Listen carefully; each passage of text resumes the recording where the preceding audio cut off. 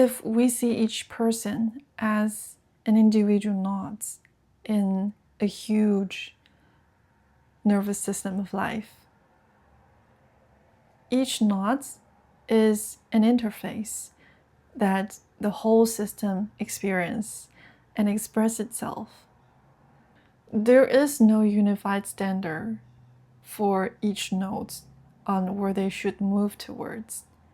Each knot is collecting their own experience and making their own expression.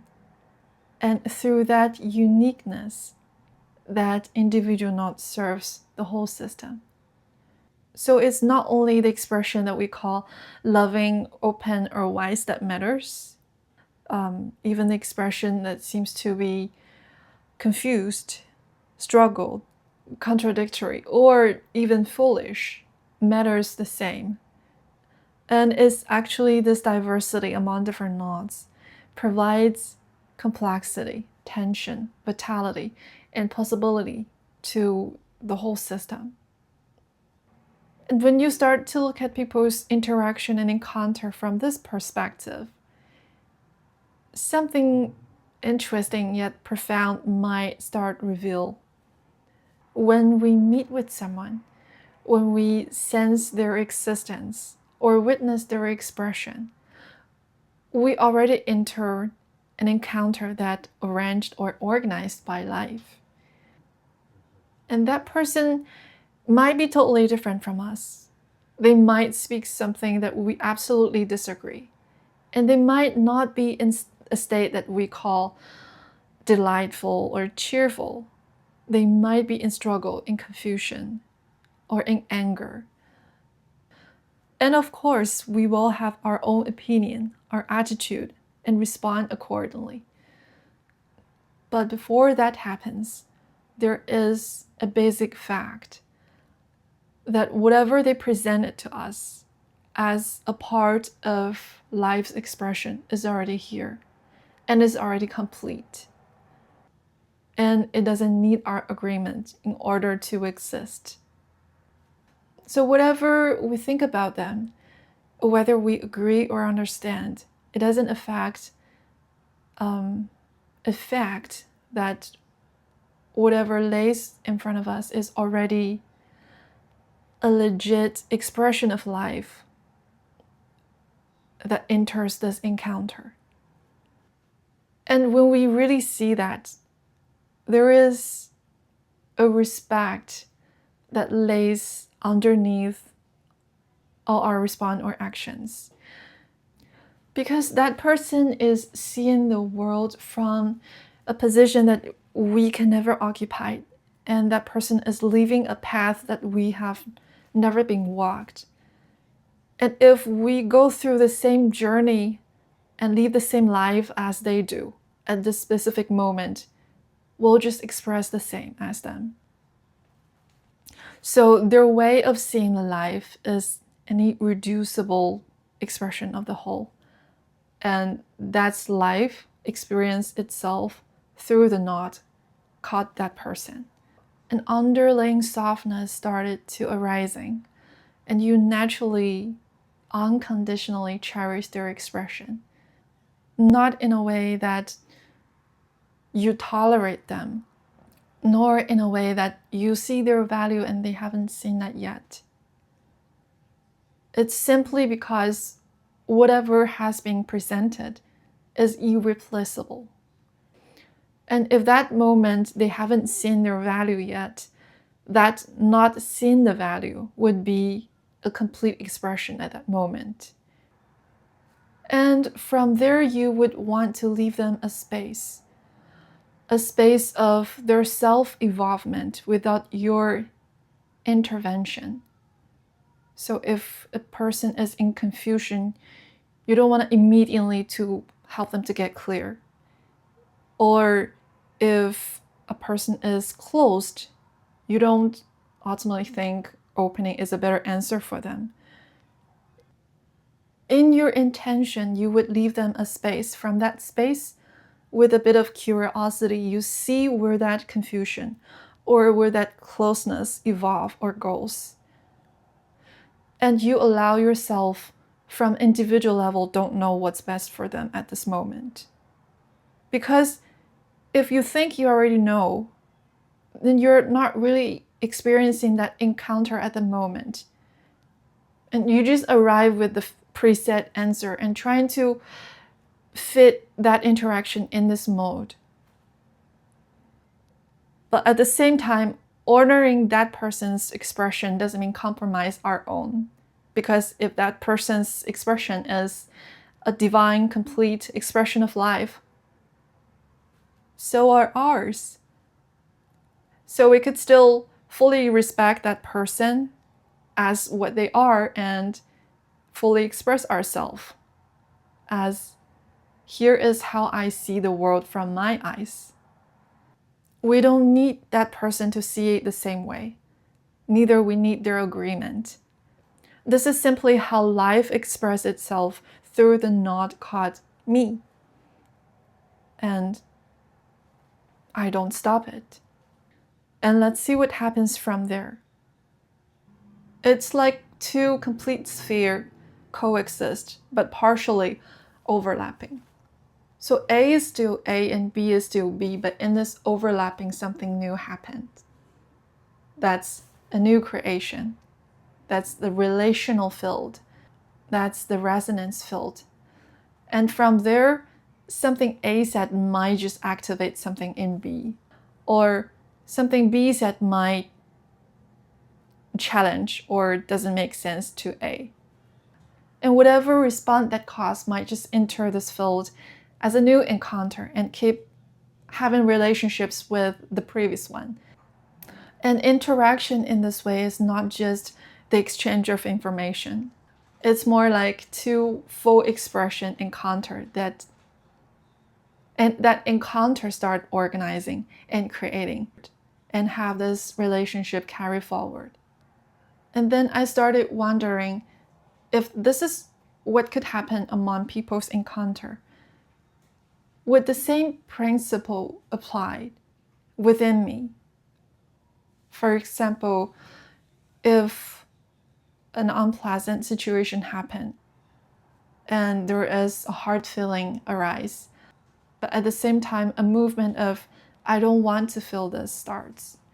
So it feels like two movements in different direction that creates the tension. And most of the time people think this tension is something that needs to be resolved. So if this feeling movement, we call it A, and the other one we call it B, it's either we work on A to release it, heal it, or transform it, so the feeling can turn into an easier one or lighter one. Or we work on B, trying to soften that movement of I don't like to feel this way.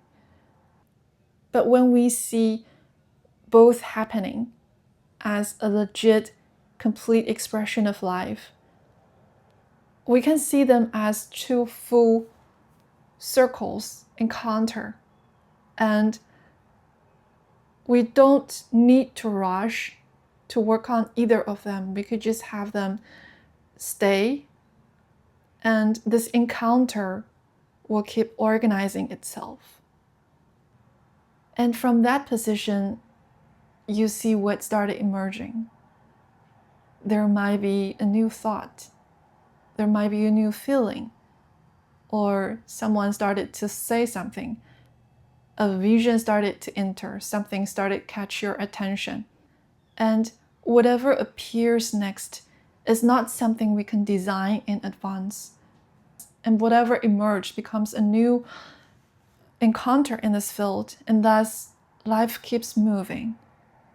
And you will notice that there's always creation happening in the field, and you just receive whatever has been created. You don't manufacture whatever emerged from the encounter of A and B. You simply don't decide beforehand that whether A or B should be removed from the field. And from there, reorganization happens itself. And in this way, the happening of the A and B is part of the life movement. They are contributing on how life moves at that moment.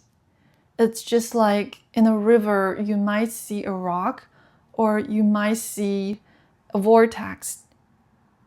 And when water meets rock, it might change the direction. And when it meets vortex, it might just circle back and then keeps moving. But none of them can define what the river is, nor can decide what happened to the river. All of them are contributing to the way that how the water moves. The more you recognize that nothing needs to be excluded for life to move on, the more you see contradictions and tension as encounter of two complete factors, the boundary of what should or what should not happen in my life started to collapse. And each time it collapsed, the boundary expand. Then that leads to a question eventually, which is, what is really outside? And from there, love might start to look different as well. Normally, when I say, I love you, love is a verb. There is me and there is a you, and there is love moving from me to you. And very naturally, this love has a vector. Because I love you, I want whatever I feel the best for you to happen. There's nothing wrong with that. These can be beautiful expressions of love. But when nothing is really outside, we started to see love as the nature of field where everything happens. It doesn't mean love stops moving. We still give, care, and hold, and allow love move through us completely. But love doesn't prescribe the becoming anymore. I don't love you, therefore I have a vector of what I want to happen to you in my intention. Love could fully happen without carrying a destination. And the alchemy too looks the same. I kept receiving the guidance saying, don't alchemize, be the alchemization. And it started to align when I look at alchemization from the perspective of this principle. I don't force transformation. I simply don't decide beforehand what needs to become what. And when I stop prescribing the next stop, life has the room to organize itself. Transformation can happen in a way that I can never imagine. And cognition can happen, new relationship can be formed, action can naturally arise, organization can be rearranged. And I can still participate very actively. I can still act, speak, decide, create. I just don't stand outside of it and claim it is me who made it anymore. And because of this, I felt such a deep resonance with the Taoism spirit of Wu Wei, the so-called non-doing.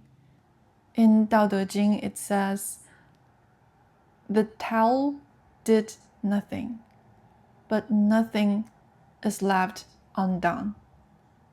When we don't rush to decide what should happen next, when we don't rush to remove anything that's already here entering this encounter at this moment, when we don't stand outside of life and trying to organize everything as an individual, we finally leave enough room for life's own wisdom to reveal.